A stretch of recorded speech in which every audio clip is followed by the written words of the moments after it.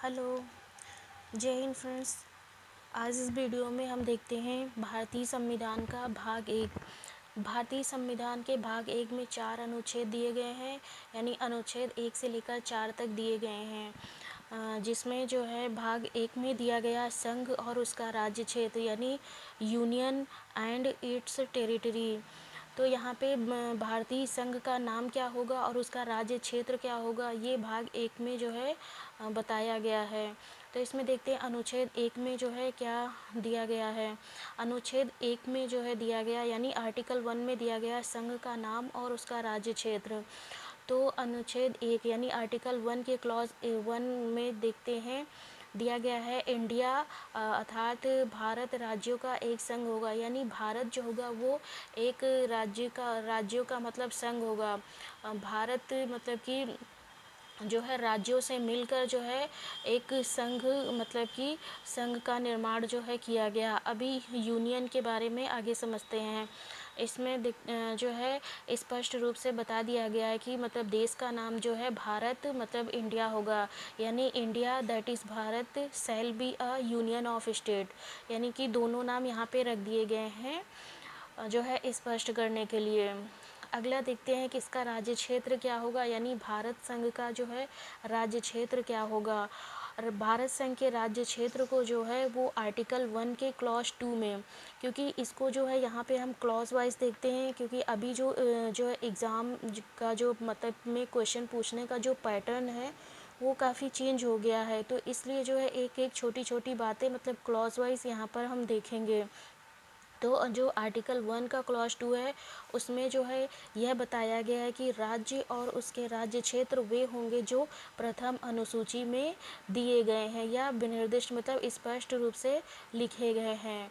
मतलब जो प्रथम अनुसूची है संविधान के मतलब कि लास्ट में 395 जो अनुच्छेद है उसके बाद जो है 12 अनुसूचियाँ दी गई। 12 अनुसूचियों में से जो पहली अनुसूची है उसमें राज्य मतलब ये जो राज्य हैं और जो है संघ राज्य क्षेत्र हैं उनको बताया गया, उनका नाम दिया गया है।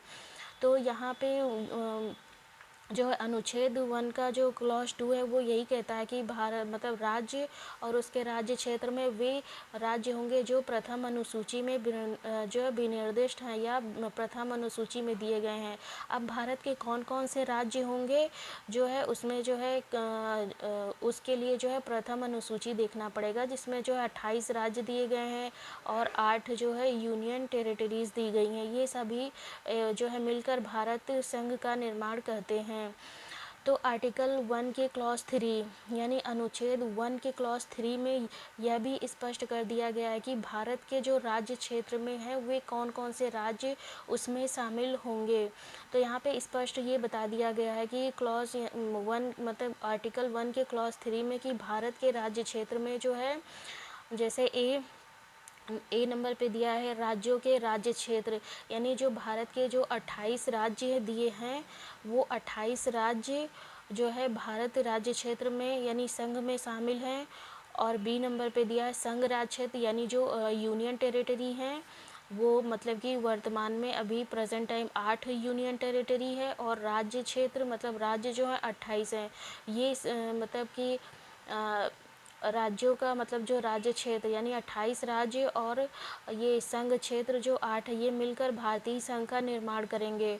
और इसमें सी नंबर पे जो है यह प्रावधान कर दिया गया है कि अगर भारत कोई राज्य क्षेत्र यानी विदेशी राज्य क्षेत्र को अर्जित करता है या कोई विदेशी राज्य क्षेत्र जो है भारत में मिलना चाहता है तो उसको भी मिला मतलब कि भारत की संसद को ये पावर दिया गया है कि वो अपने राज्य क्षेत्र में मिला लेगी। तो यहाँ पे जो अर्जित क्षेत्र मतलब अर्जित किए जाएंगे क्षेत्र उन क्षेत्रों को बताया गया है। आगे देखते हैं यहाँ पे जो है भारत को मतलब राज्यों का संघ बताया गया है। तो यहाँ पे संघ को जो है थोड़ा सा समझ लेते हैं। जैसे कि होता है कि परिसंघ, यानी कन्फेडरेशन एक होता है, एक होता है संघ यानी फेडरेशन, एक होता है यूनियन। यानी फेडरेशन का मतलब भी संघ होता है हिंदी, और यूनियन का मतलब भी जो है संघ होता है। ये प्रश्न पूछा जाता है कि भारत जो है फेडरेशन है या यूनियन है, तो यहाँ पे जो है यूनियन होगा इंग्लिश में, मतलब इसका इंग्लिश वर्जन जो है देखने से स्पष्ट होगा कि क्योंकि यहाँ पे फेडरेशन और यूनियन दोनों की हिंदी संघ है। अगर हम संघ जो है हिंदी में देखेंगे तो जो है क्वेश्चन गलत हो जाएगा, लेकिन जो यूनियन है, यूनियन को जो है क्योंकि यूनियन का जो है ये यूनियन वाला सही होगा, क्योंकि भारत जो है राज्यों का संघ यानी यूनियन है। तो देखते हैं कि परिसंघ क्या होता है, यानी कन्फेडरेशन।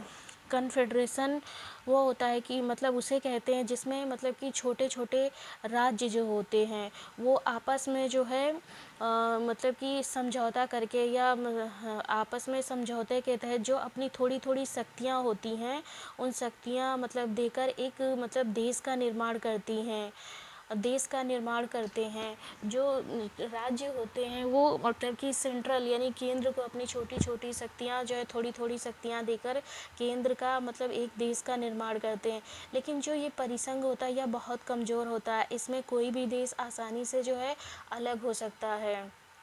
अगला देखते हैं जो फेडरेशन होता है, यानी फेडरेशन का एग्जांपल जो है यूनाइटेड स्टेट जो है मिल जाएगा। यूनाइटेड स्टेट ऑफ अमेरिका जो है वह एक फेडरेशन है।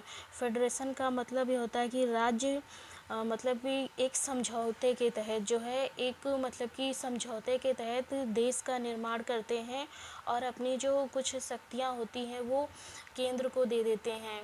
लेकिन जो है इसमें भी जो है जो समझौता होता है यानी जो राज्य होते हैं एग्रीमेंट के तहत जो है किसी देश का निर्माण करते हैं, तो इसमें भी जो है अलग मतलब कि राज्य हो सकते हैं, क्योंकि जो समझौता होता है एग्रीमेंट होता है, अगर एग्रीमेंट टूट गया तो जो है मतलब राज्य भी अलग हो जाएंगे। लेकिन जो यूनियन होता है, यूनियन जो है सबसे मजबूत संघ होता है। इसमें जो राज्य होते हैं वह राज्य जो होते हैं उनको जो है अलग होने का जो है अधिकार नहीं होता है।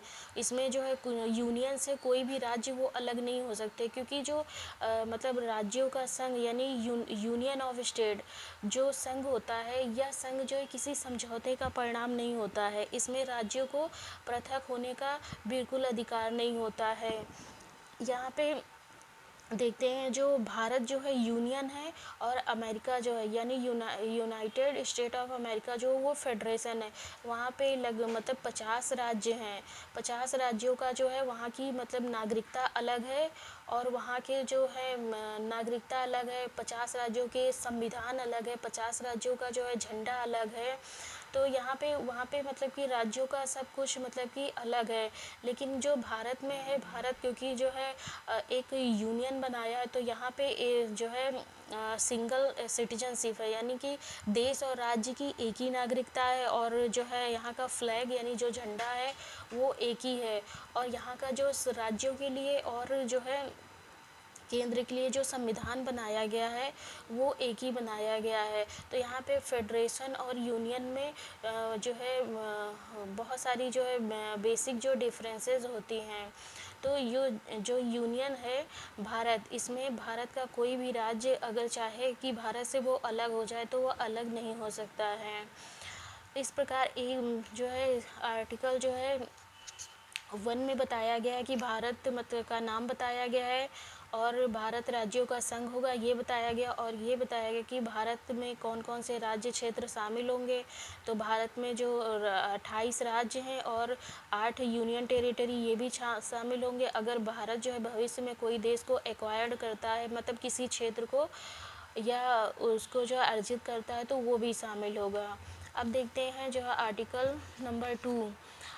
नंबर 2 में बताया गया है कि जो है नए राज्यों का प्रवेश या स्थापना यानी इस्टेब्लिशमेंट, यानी इसमें अनुच्छेद जो है दो में जो है संसद को यानी भारतीय संसद को यह पावर दी गई है कि वो भारत राज्य क्षेत्र में मतलब किसी मतलब विदेशी राज्य क्षेत्र को मतलब कि भारत में मिला सकती है। जैसे अगर कोई भी मतलब कि विदेशी क्षेत्र जो है भारत में मिलना चाहता है, उसका कोई भी क्षेत्र या टुकड़ा भारत में मिलना चाहता है, तो भारत की संसद को ये पावर है कि वो अपने राज्य क्षेत्र में मिला सकती है।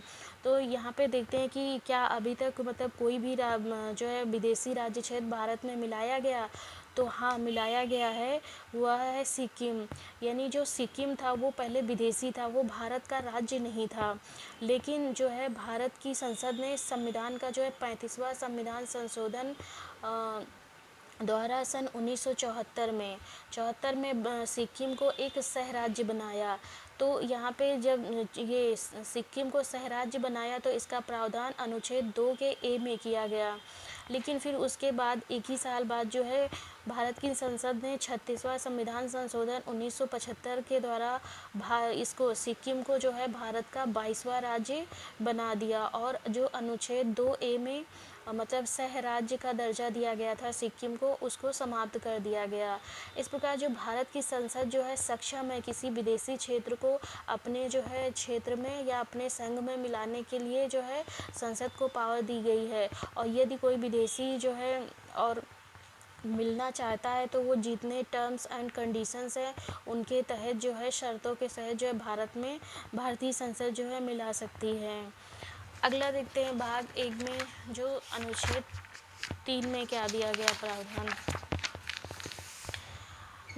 यहाँ पे मतलब कि अनुच्छेद यानी आर्टिकल 3 जो है, आर्टिकल 3 में यह दिया गया कि नए राज्यों का निर्माण और वर्तमान राज्यों के क्षेत्रों, सीमाओं या नामों में परिवर्तन। तो यहाँ पे भी भारतीय संसद को यह पावर दी गई कि संसद जो है विधि बनाकर भारत के जो राज्य क्षेत्र हैं, यानी जो भारत के 28 राज्य हैं और 8 यूनियन टेरिटरी हैं, उसमें भारत की संसद को पावर दिया गया है कि वो मतलब कि उसमें से मतलब जो राज्य हैं उनमें से जो है किसी राज्य का मतलब राज्यों का क्षेत्र मिलाकर कि मतलब क्षेत्र मिलाकर किसी नए राज्य का निर्माण कर सकती है, या फिर वर्तमान क्षेत्रों में जो क्षेत्र हैं उनकी सीमाओं में परिवर्तन कर सकती है, उनका नाम बदल सकती है। तो ये सारा काम जो है संसद कर सकती है, संसद को पावर दी गई है। लेकिन यहाँ पे जो है यहाँ पे ये शर्त लगा दी गई कि जो संसद यह सारा मतलब कि नए राज्य का निर्माण करेगी और वर्तमान जो राज्यों की सीमाओं और क्षेत्रों में परिवर्तन करेगी, नाम में परिवर्तन करेगी, तो वह राष्ट्रपति की पूर्व अनुमति लेगी। और जो है उस राज्य को जिस राज्य को मतलब कि में परिवर्तन करेगी उस राज्य की विधानसभा से अनुमति लेगी। लेकिन इसका मतलब यह बिल्कुल नहीं है कि अगर वहाँ की विधानसभा उस राज्य की विधानसभा जो है अनुमति नहीं देती है तो संसद उस राज्य में कोई मतलब कि राज्य में कोई परिवर्तन नहीं कर सकती। तो संसद जो है परिवर्तन कर सकती है चाहे उस राज्य की विधानसभा अनुमति दे या ना दे।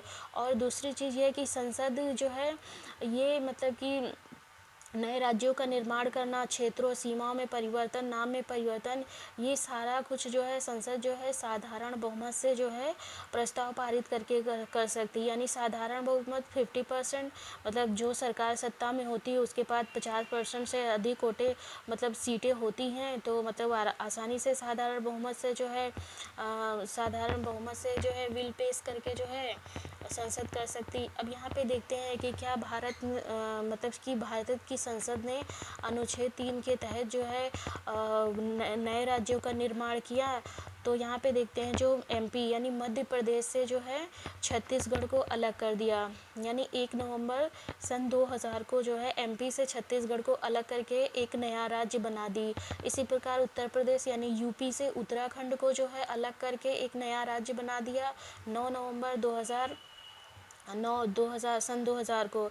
इसी प्रकार जो बिहार है, बिहार से झारखंड के क्षेत्र को अलग करके एक राज्य बना दिया 15 नवंबर 2000 को। इस प्रकार देखते हैं कि संसद जो है ये संसद को शक्ति दी गई है, जो कि मतलब कि राज्यों को मतलब नए राज्य बना सकती है या उनका नाम बदल सकती है, उनके क्षेत्र में कमी कर सकती है, घटा बढ़ा सकती है, उनकी सीमाओं में परिवर्तन कर सकती है।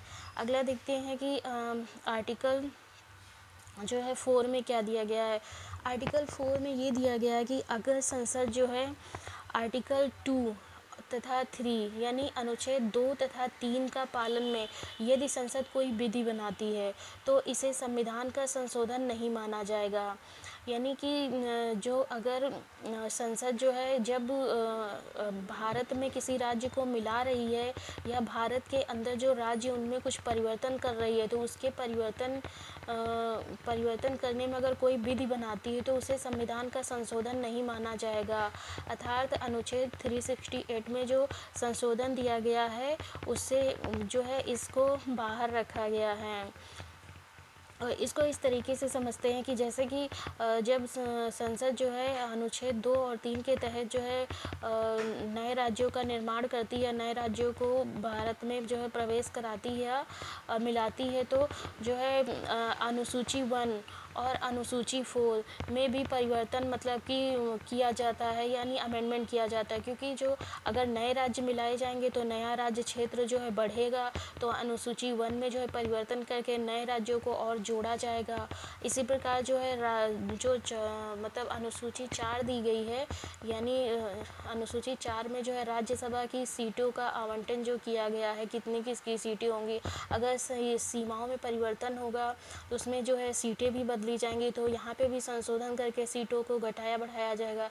तो ये जो इसको अमेंडमेंट करके इनमें जो मतलब कि अनुसूची 1 और 4 में जो है परिवर्तन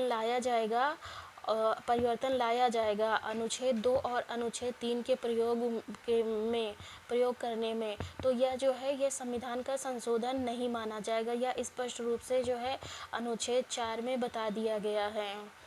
इस प्रकार जो है भारतीय संविधान का जो है भाग 1 जो है कंप्लीट हो गया, जिसमें जो है 4 अनुच्छेद दिए गए हैं। पहले अनुच्छेद में संघ और उसका नाम दिया गया, उसका राज्य क्षेत्र क्या होगा ये दिया गया, और अनुच्छेद दूसरा यह बताता है कि संसद जो है किसी मतलब विदेशी राज्य को जो भारत में मिलना चाहता है उसको मिला सकती है। और अनुच्छेद 3 जो है ये बताता है कि जो संसद जो है जो वर्तमान भारत के जो राज्य हैं उनके मतलब कि नए राज्यों का उसमें से निर्माण कर सकती, उनका नाम बदल सकती, उनकी सीमाओं में परिवर्तन कर सकती है। और अनुच्छेद 4 में यह बता दिया गया है कि अगर संसद अनुच्छेद 2 और 3 का प्रयोग करती है तो यह संविधान का संशोधन नहीं माना जाएगा, यानी कि इसको 368 यानी आर्टिकल 368 के बाहर रखा गया है।